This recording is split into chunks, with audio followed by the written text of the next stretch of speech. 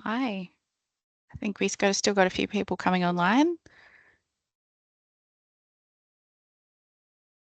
Get started in a moment.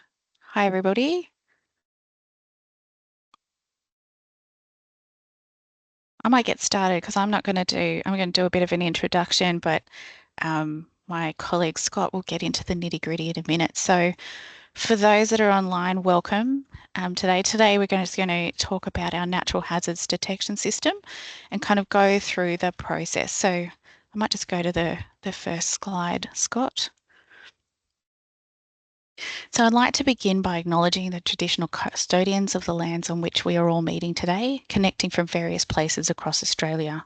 We pay our respects to elders past, present, and recognise a deep connection that Aboriginal and Torres Strait Islander peoples hold to their lands, waters and skies. In this meeting on a natural hazards program, we acknowledge the enduring knowledge and resilience of First Nations communities who have managed and cared for the natural environment for tens of thousands of years. Their wisdom and understanding and responding to the land is invaluable as we work together to improve safety, sustainability, and resilience in the face of natural hazards. So, thank you all for joining us today. What I ask is a bit of housekeeping. So everyone's on mute and cameras are off, but please post any of your questions as we go along in our Q&A function. We will do our best to answer them as we go along. Some we may hold, we may have to get back to you if we don't have enough time, but we'll try to answer as many of them during the session, or we will discuss as many as we can after. So to get us started, I might move to the next slide. For those of you who don't know much about us, we are from the Office of the Chief Scientist and Engineer. My name's Jacqueline Aldenhoven. I'm one of the directors in the office. And about our office, our kind of guiding objective is to enable the development and application of science, engineering and technology to improve the economic, environmental and social conditions for the citizens of New South Wales. And we do that in a few different ways. One of that is providing independent advice. So we deliver evidence-based scientific advice to government on a range of complicated issues. And so that may be anything from coal seam gas to we're currently doing a giant project on asbestos. And then we do things to kind of support the innovation community through research support, industry development, science outreach and engagement. And this project kind of brings together a lot of those of how do we provide solutions to challenges, to how do we build up our knowledge, how do we build up our research, and how do we develop industry across Australia to help solve problems. If you want to know more about our office, please head to our website and we can give you some more information there. Next slide. So the purpose of today, I'll just give you a quick overview. So we would like to provide you with an overview of the detection system program and kind of run you through the application process, including the assessment criteria, information required, and how the applications will be assessed. I note that this is a competitive process and no further information regarding the challenges or requirements will be provided by us or the agencies. All the information on the challenges is available in the challenge document. And I recommend everyone on this call who are interested in applying, look at all the information available on our website and you can see the website details there. And please make sure you read the guideline document and the challenge document. This webinar does not stop you needing to read those. So hopefully we can give you some good information today, but please make sure that you read the documents. Now I will hand over to my colleague Scott, who will run you through the program and give you all the details. As I said again, please put any of your questions in the Q&A and we'll do our best to answer them. Thank you, Scott.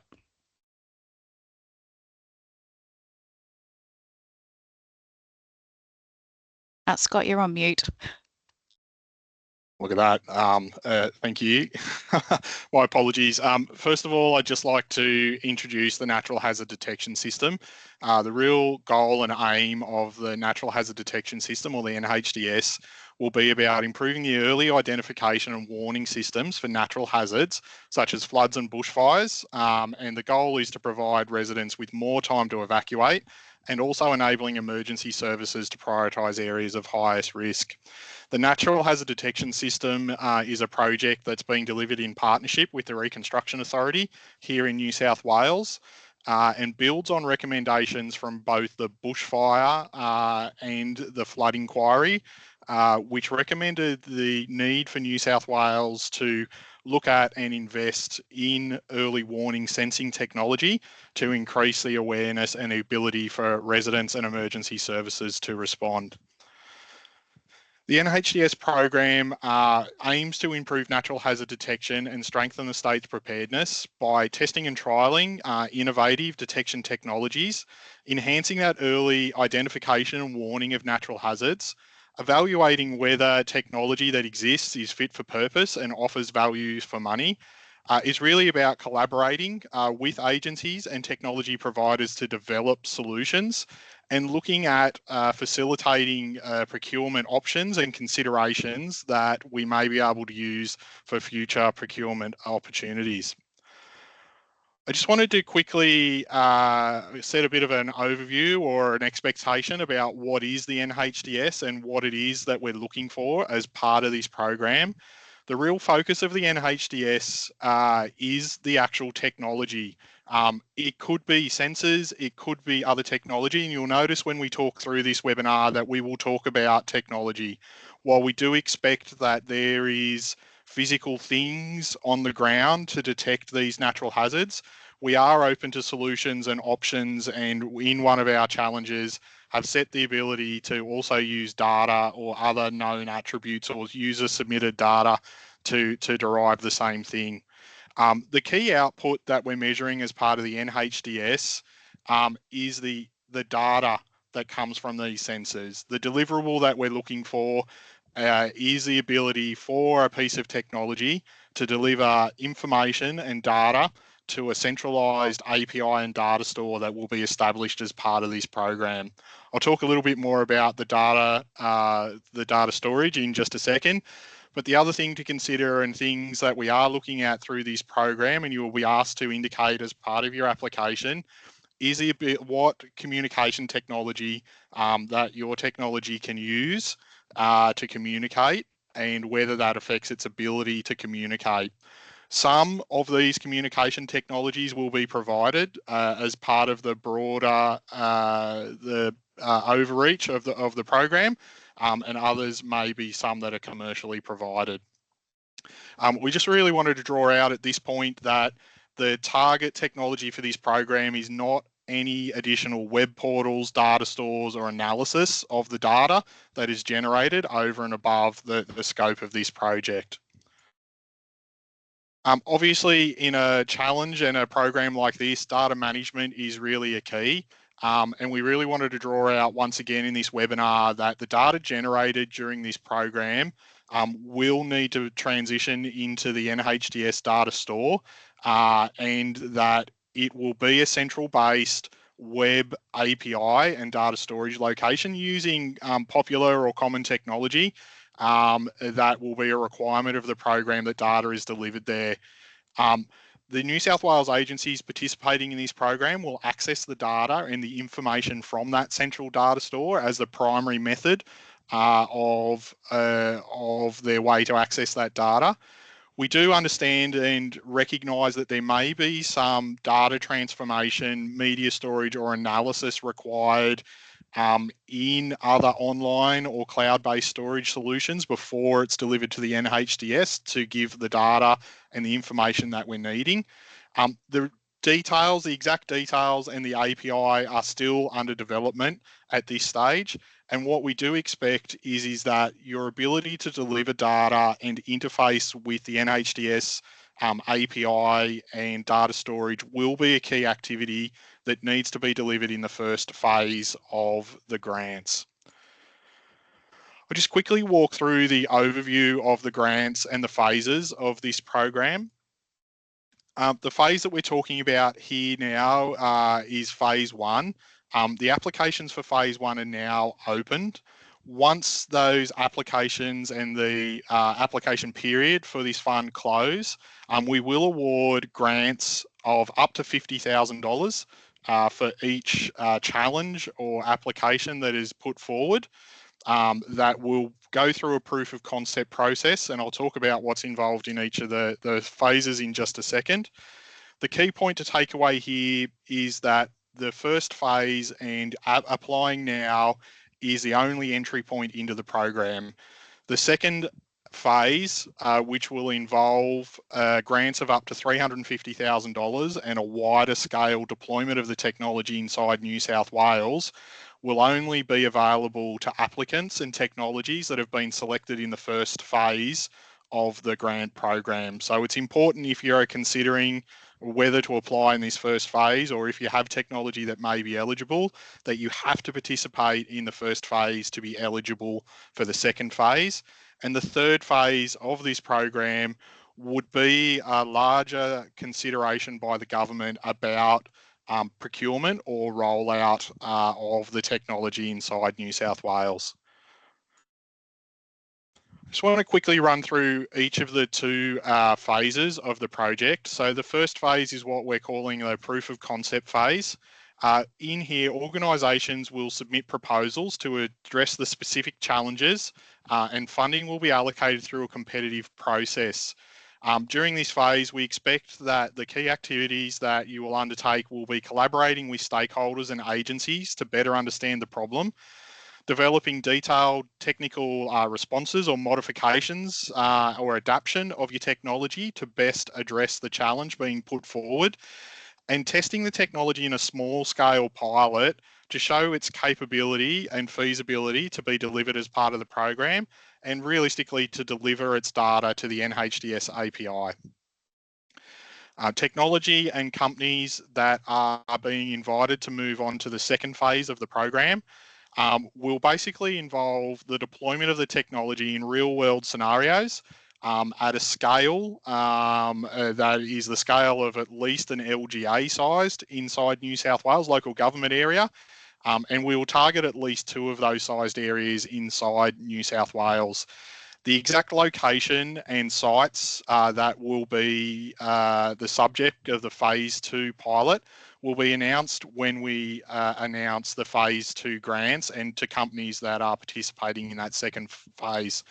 Another really important aspect of the second phase will be that you'll be working very closely with New South Wales stakeholders across government and industry, and that the likely outcome of a phase 2 would be that we would establish a supply network and costings for a full-scale deployment to be put forward to the government.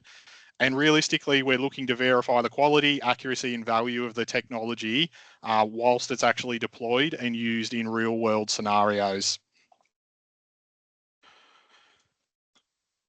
The very broad timeline for both of these phases of grants is that the applications are now open for phase 1.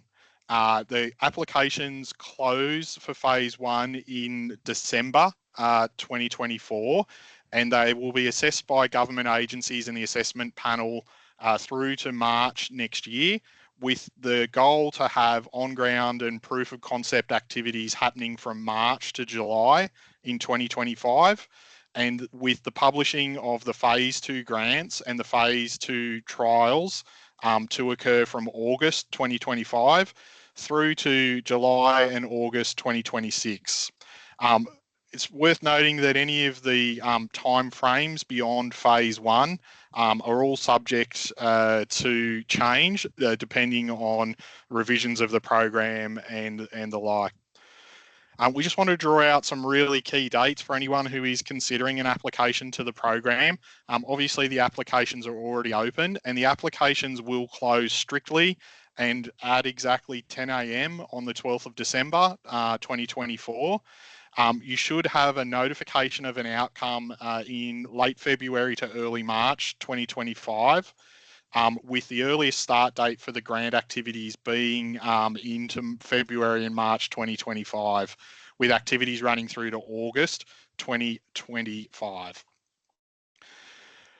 Hopefully by now you've had a look at the program and the how it's structured. And as Jackie articulated in the beginning, a very core and key document that I would encourage everyone to spend some time reading is the challenge statements. The grants and grant funds here will be awarded to companies who can address one of the 9 challenge statements that have been created for this program. These challenge statements have been created in collaboration with 15 different agencies inside New South Wales to address a need, a data need, or an informational need that exists and that they would like to work on as part of this program. The 9 challenges selected for the detection system project are here on the screen. They are generally equally split between fire and flood focused challenges, with some overlap between both of them around weather parameters and rainfall and the like. The 9th data challenge here is actually about the ability for companies or technologies to address existing data or information that already exists to turn it into more spatially dense measurements or information that could be used by the agencies to address one of those. It's important to remember when you're looking at your application and responses to the NHDS is that each challenge statement is written in a user story persona to really articulate the intent and the reason for the challenge. I would also encourage you to make sure that you look at the mandatory and optional common challenge requirements, and we'll cover these in just a second, and also need to address the mandatory and optional challenge requirements, plus the ability to send the data in the required format to the NHDS API. Your response will be assessed on your ability to do all 3 of these things. The only optional part of these is where a functionality or a piece of data is being listed as optional inside either the common requirements or the data requirements for the challenge. As I mentioned before, there are some common mandatory requirements for all of the challenges. Realistically, all of these solutions must support remote data updates via IoT or equivalent technology. Just to really make that explicitly clear is that we don't expect that agencies or anyone will be required to visit the site to retrieve the data from an onboard storage or the like. Solutions have to have a reliable power source to ensure continuous 24-hour operation without the need for physical site visits. Ideally, the solution should also be self-sufficient and not dependent on mains power, and that if it does rely on mains power, that it has the ability to operate for at least 3 consecutive days without main power, or on cloudy days if it relies on solar power. Solution should use one of the NHDS data transmission technologies as the primary communication method, and ideally have the ability to switch to a secondary or a backup in case of a failure of the primary one. One of the optional requirements that we'd like to see with all of these challenges and technologies is that the data transmission and frequency can be adjusted in response to event triggers. These triggers could be seasonal, i.e. like a fire season, or based on the activity of the sensor. There will also be a provision inside the NHDS API that will give an indication to your technology that the sensor frequency, reporting frequency, needs to increase and increase at a rate that is consistent with those listed in the challenge. Just to orientate you to a challenge, I've pulled out the first challenge here around water over roads. The very first part of it is the user story at the very top. There is a little piece of background for each of these challenges to give you an understanding about what we're looking for, why the challenge is important if you aren't already aware. The next really important piece inside this challenge statement here is the mandatory solution requirements. Like I talked about before, your technology or solution must address the mandatory solution requirements. And ideally, it should also address the optional solution requirements and also be able to report the data attributes listed in the data requirements tables. There's tables 2 to 9 in the challenge document. Once again, inside the table, there is a mandatory data requirement that should be supplied for the technology to be considered, and optional data requirements that are seen as being beneficial or ideal to have delivered by the same technology. Moving on to the eligibility criteria for companies or organisations participating in the NHDS. This has been a very common question that we've already received a lot of questions about. To be eligible to apply for the grants, you must have an Australian business number and you must be non-tax exempt. You also have to have an account with an Australian financial institution, hold or have access to commercialise the IP and the IP associated with the technology. We need to know that the technology can be trialled and used inside New South Wales during the testing periods, and that this funding doesn't duplicate any funding received from New South Wales funding programs or state or federal grant programs being duplicated by this. One of you need to be one of the following entity types: be a company incorporated under the Corporations Act, Aboriginal or Torres Strait Islander corporation registered. But what we do want to draw out and really emphasise as part of this is that we are really encouraging to see partnerships between either academic or organisations or groups of people who may be ineligible to apply with a company or a service provider that is able to receive the grants. It's been a very common question that we've received already, and we really do encourage you to look for partnerships, look for an organisation who can meet the criteria, the eligibility criteria for the grant, and coordinate the collaboration between partners. We'll cover that a little bit later as well. Eligible grant activities.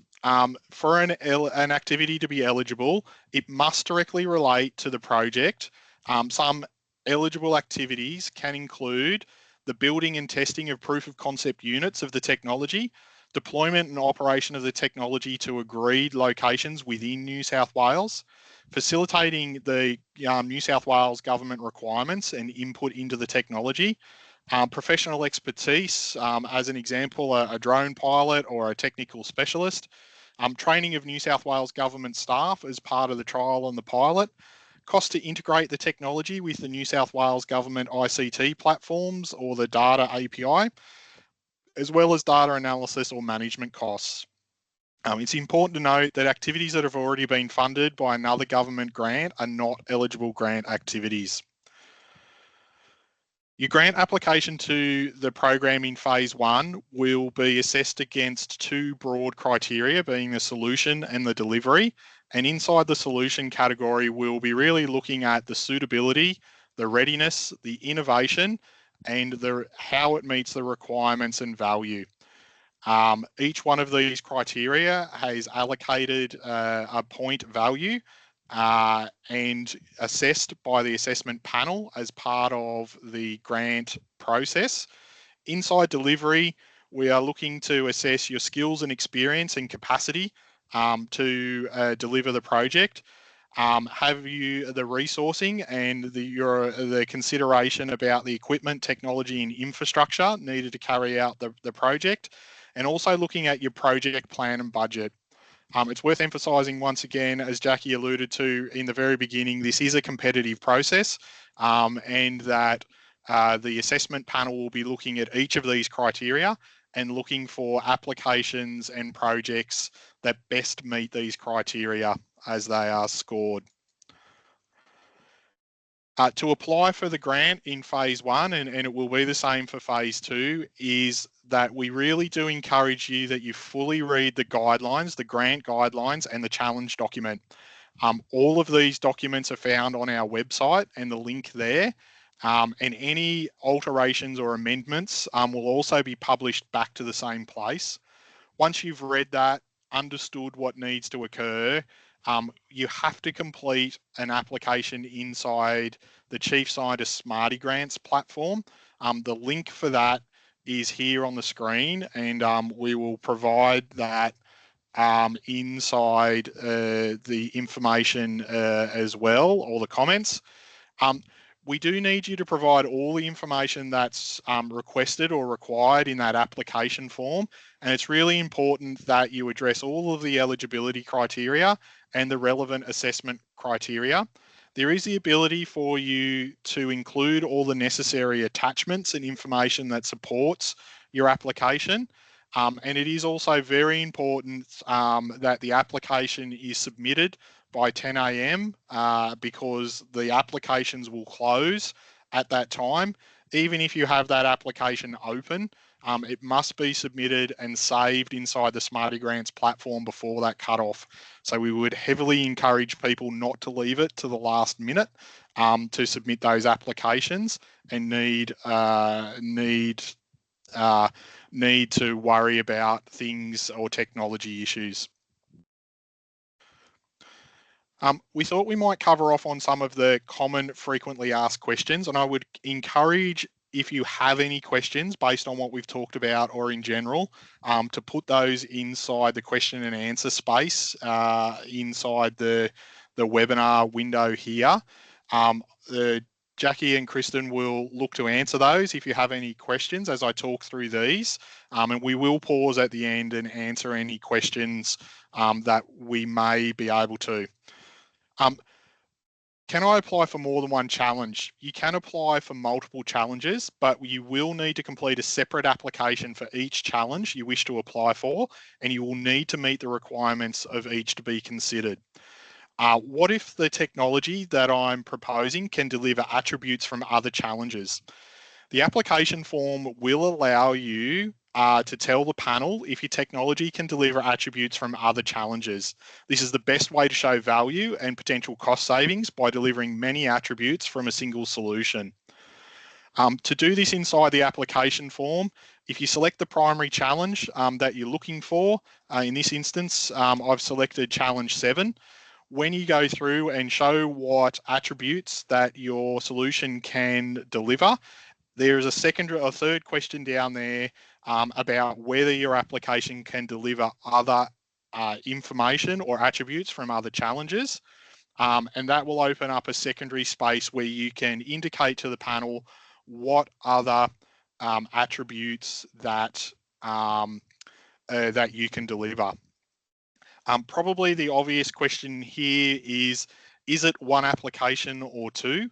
I've just drawn out two fairly simple examples here where you may have a technology or a sensor that can deliver the weather criteria for challenge 7 and the fuel moisture requirements for that. And if they can deliver all of the required functionality and attributes for challenge 7 and 8, you are eligible to complete two applications, two individual applications inside Smarty Grants under both challenge 7 and challenge 8. If you have another piece of technology, or if there is a piece of technology that can deliver all of the requirements and attributes, all the mandatory requirements and attributes from challenge 1, but it can also do some temperature and humidity from challenge 8 with the same sensor or technology, that would probably only constitute one application because it doesn't meet all the mandatory requirements for the other, for challenge 7 or the weather-based ones.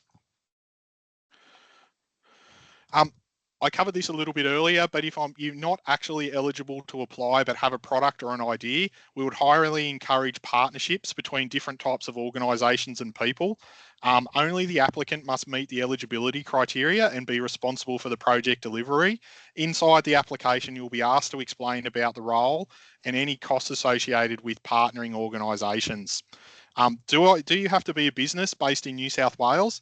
Being New South Wales based is not a requirement of this grant. It would be expected, however, that you can undertake all the grant activities inside New South Wales.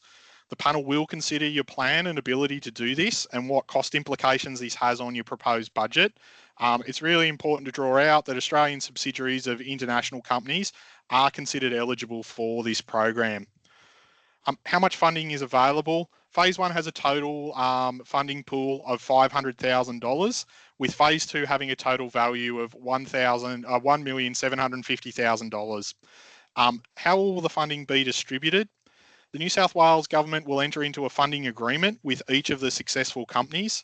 It will lay out the eligible expenditure, which will include the direct costs of the project and eligible labour expenditure. The lead company will be responsible for distributing the funding to any partners or contractors in accordance with the proposal and the funding agreement. If you are successful, the funding amount will be provided to your organisation in a single payment following the execution of a funding deed between you and the Premier's Department, which we work under. Will being successful in Phase 2 result in procurement? While the participation in the program does not guarantee procurement, the ultimate goal here is to help the New South Wales government agencies evaluate and potentially acquire effective solutions for large-scale deployment. Another common question that we have here is, do I need a video as part of the application? Applicants are required to submit a video presentation as part of their application. The video shouldn't be any longer than 5 minutes and will help the panel understand your product, how it can address the challenge, and your ability to deliver the solution for the trial. The technologies will be trialled here inside New South Wales. The exact location for the large-scale pilots will be released as part of the grant guidelines in Phase 2. The ability to deliver adequate coverage of the selected areas is likely to be an assessment criteria of this phase. Is there more information about the data API? The API and the data store are being finalised, ready for the Phase 1 activities. We expect that the integration of your technology and the delivery of the data into the API will be an activity undertaken in Phase 1. Lastly, I just want to really emphasise that all the applications must be submitted within Smarty Grants, and that online guides and help is available for new users of the Smarty Grants platform. And the applications close at 10 a.m. Australian Eastern Daylight Time on the 12th of December 2024. That's all the content that we had today. I might bring in Kristen just to cover any of the questions that we had while we were talking here. Was there any that we needed to cover, Kristen? Yeah, so I think we've done a pretty good job because we only have one question. And that question is around sort of, can we comment on whether early warning platforms based on simulations, are they also going to be considered as part of solutions by agencies? If they are analysing existing data and delivering one of the attributes required for the challenges, then any technology would be accepted.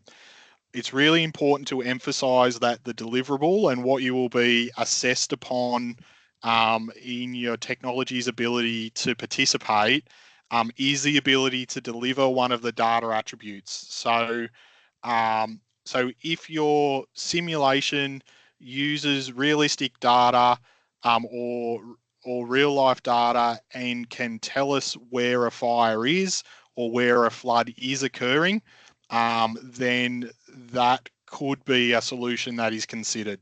But that would be something that you would need to consider and look at the challenge statements to ensure that you're delivering one of those attributes to the API about activity that is occurring at the moment. We're not looking for this program about predictions or future impacts of natural hazards. And so we're now starting to get a number of questions in, so we may actually run over time, and we'll get back to these questions sort of following. But if we have a little bit of time, we do have a couple of questions, and I'll pose them now, but we might end up covering these more in FAQs after the webinar. But we've got a question here. The solution should minimize false positives and provide reliable data for timely decision making. Can you define a false positive, i.e. is detecting an approved pile burn a false positive? I wouldn't consider that that's a false positive, and because there is a fire, and it is being detected. Some of that finer detail around what is considered a false positive or a false negative or the like would definitely be an activity that occurs within the phase 1 proof of concept trial, where you will be able to work directly with the agencies to understand the challenge and the need and what they are looking to be delivered as part of the solution. Yep. And the next one we have, if you have sensors already operating in New South Wales, can these be used as the basis for the proof of concept, as long as funds are only used to develop key aspects of the proof of concept? The short answer would be yes, that the proof of concept will require a limited deployment, and it would be likely that those existing deployments or technology being deployed could be considered for that. Probably what I would just draw their attention to, if the technology is already being used inside New South Wales, is the assessment criteria about how the application to this program is different or more innovative than what is already used inside New South Wales. That will be an assessment criteria. So just encourage that person to have a look at that assessment criteria and make sure they understand that, to make sure that they are offering something that is different or unique compared to what is already existing inside New South Wales. Yep. So this one I can answer from Juliet. If I can apply to multiple challenges, do I need to supply multiple videos to explain each challenge? And that, I believe, would be yes, because each of the videos, it's one video per application and one application per challenge. So unfortunately, yes, you would have to film multiple videos. But they could also contain a lot of the same content. Yes, that's right. And if it is the same technology, if it's the same technology, if it is exactly the same technology with the same functionality and has the ability to deliver all of those attributes, you may need to carefully consider whether you do need to apply for multiple challenges or whether it's best to apply for one challenge and show how you can deliver those other attributes. Might be best to reach out to us via email if you need some more clarification around that. Yeah. So we've had a couple of questions that I think we'll be getting to on our website in the following days. But I think, unless there's any further burning questions that anyone wants to type in very quickly, I think those are all of our currently live questions.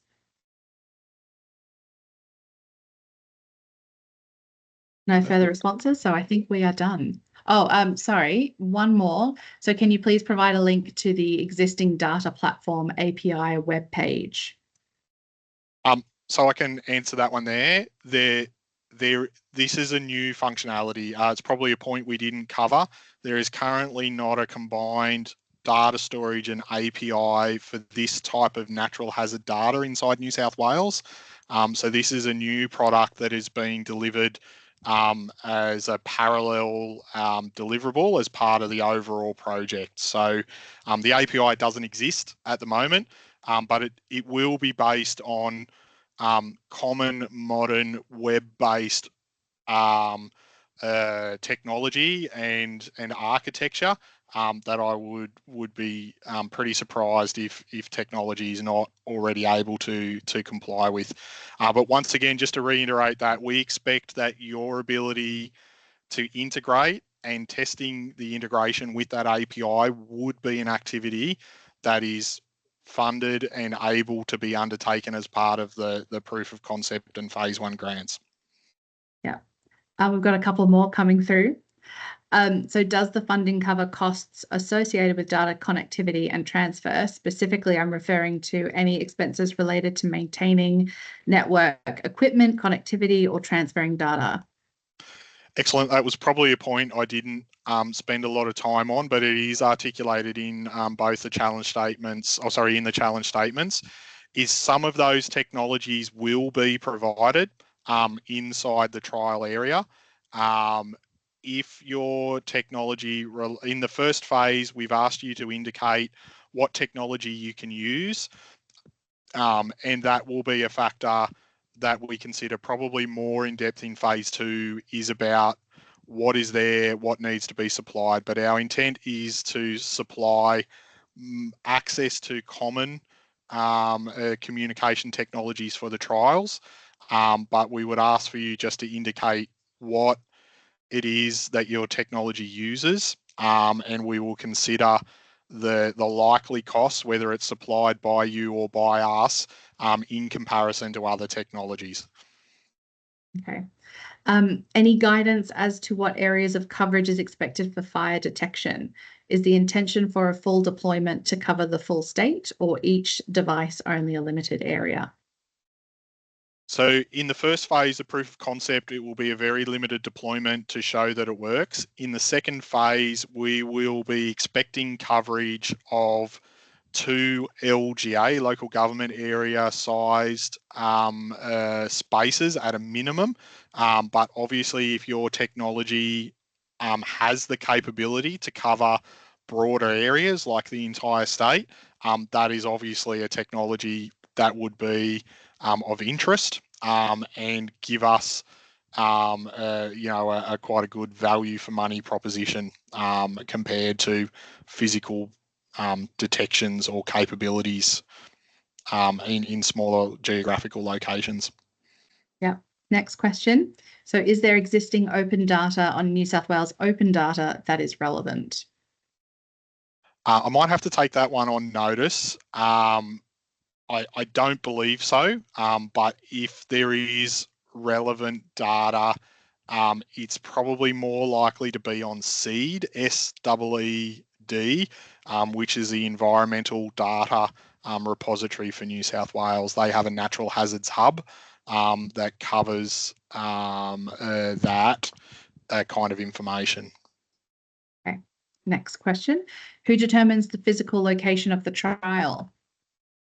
So that's a really good question. The phase 2 trial is determined in conjunction with the agencies responsible for the hazards that are being targeted, and they will be in locations that we determined have a high risk or a high likelihood of these disasters occurring, where there is a need for this information and where it doesn't duplicate existing systems or sensors that are already in place.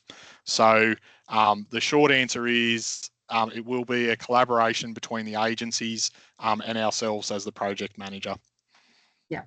And we've just got a question here specifically around Challenge 9. Simona asks, is around using existing data to propose new ideas? So that's Challenge 9.